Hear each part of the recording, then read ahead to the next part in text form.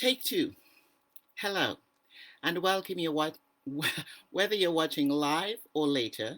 Welcome to the True Forgiveness Weekly Facebook Live. I'm Reverend Jennifer McSween, international best-selling author of the book True Forgiveness: The Proven Path from Pain to Power in 5 Simple Steps, the Miracles Mindset strategist, and your true forgiveness coach, helping you to better understand and practice true forgiveness so you can end your struggle and experience the peace, healing, and happiness you're seeking, whether it's personally in your relationships or in some other area of your life. Today, I'm going to share with you an acronym for forgive, the word forgive, that will help you to put forgiveness in the right perspective. Because let's face it, everything is about perspective, right? That is the way you perceive something, the way you look at it, that will determine the way you feel about it, the way you think about it, the way you respond, and ultimately the way you experience it. And for most of us, or ordinarily in the world, the way we perceive forgiveness makes it difficult. It seems painful. We're often unwilling to do it, and it's not an easy thing. So, I remember when I was struggling with forgiveness, and this was many years after I had, well, actually quite a few years after I'd already become a Course in Miracles student. I understood that forgiveness was the central teaching of A Course in Miracles. And for the same reason that I just shared, that when you look at forgiveness in the right perspective, it really changes the way you feel about, think, respond to, and experience everything. And however, I was practicing forgiveness, but still looking at it from the same perspective of the world that saw it as made it appear difficult and challenging. Because from the perspective of the world, when you think of forgiving, it feels like you're being asked to make a sacrifice, right? You're being asked to let go of, holding someone responsible, blaming someone for the way that you feel, that you think they have made you feel, or they have hurt you, or they have done some kind of a wrong in some way. And that doesn't always, it's not easy to do that.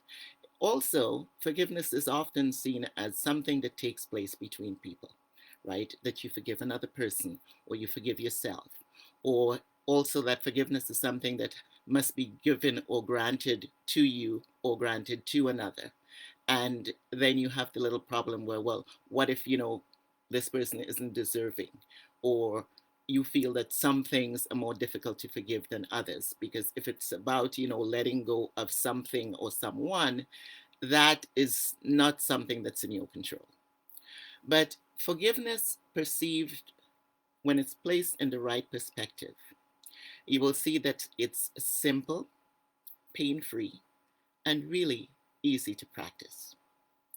And so I'm going to share with you the acronym for the word forgive that will show you that at its core, what true forgiveness that is taught in A Course in Miracles, is not something that takes place between people, that what it is, it's really a state of mind in which the thought of judgment doesn't occur. It doesn't ever come up. And so I'm going to share with you the acronym and for the word forgive, and it's 7 letters. And starting next week, for the next 7 weeks, I'm going to go in depth into each of those 7 letters. But I'll give you the framework today. Okay? So let me see if I can pull this up. So the acronym for forgive goes like this. The first letter, F, stands for focus only on the facts of a situation, not your feelings.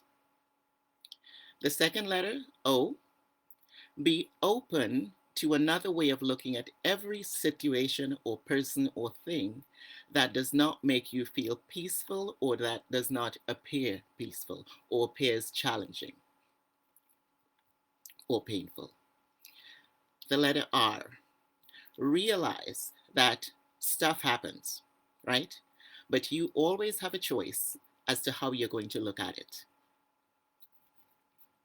G, give up the temptation to make or see anything or anyone responsible for your well being, your feelings, your happiness, your state of mind, or the quality of your life. I. Look at your feelings of hurt, pain, or victimization as bringing you information, inspiration, and instruction about the thoughts and beliefs that you are accepting to be true for you. V. Hold the vision of your true self always. And E. See any act or action or behavior or expression, whether it's done by yourself or another, as an expression of love or a call for love. So these are the 7 letters. This is the acronym for forgive. As you will see, those 7 letters represent ideas that are very different, radically different from the way we normally look at forgiveness. And starting next week, I will go in depth into the letter F, which is about focusing on the facts, not your feelings. So thanks for watching, and let's make this an interactive show. I'd love to know your comments or your thoughts or questions that you may have.